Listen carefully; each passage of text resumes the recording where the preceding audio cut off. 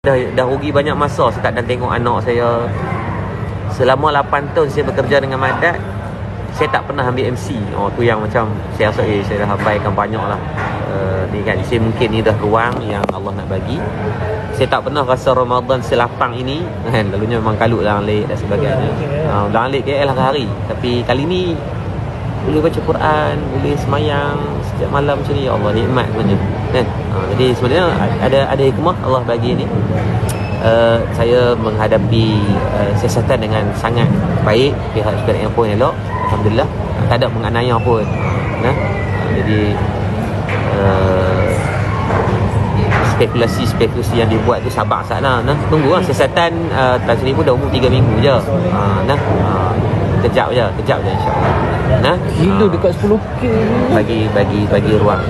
Saya tak boleh nak manipulate apa-apa pun. Money trail dah dibuat. Alhamdulillah tidak ada cuci duit. Alhamdulillah tak ada penyelewengan. Cuma isu-isu teknikal lah. Isu teknikal kelulusan ni. Jadi tak apalah, kita doa yang baik-baik insya-Allah. Jangan risau kalau orang tahu fitnah dan sebagainya, tak apalah. Pada saya, semua orang ada hak untuk bersuara. Mungkin apa yang dia sebut itu baik kan, ada teguran kan. Saya pun ada kurang saya kan.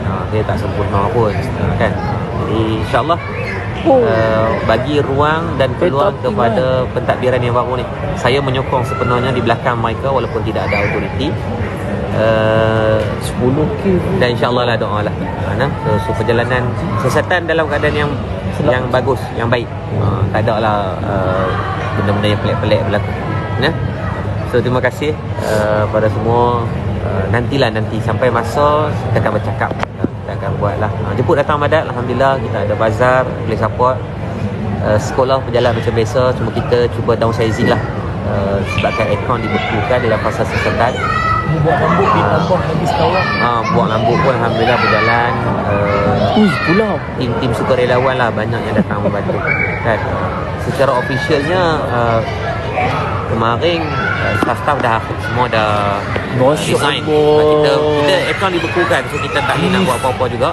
So mungkin mana-mana yang berhajat nak membantu boleh terus datang sini ataupun boleh bantu di akaun Mahat Integrasi Madat lah. Akaun tu alhamdulillah clear.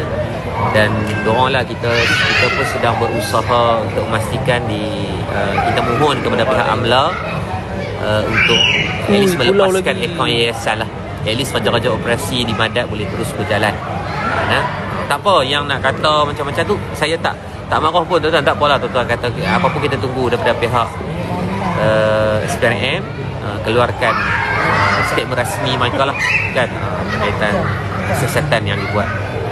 Dalam waras akal ni insya-Allah lah, saya ingat waras saya tak ada lah curi duit atau sebagainya.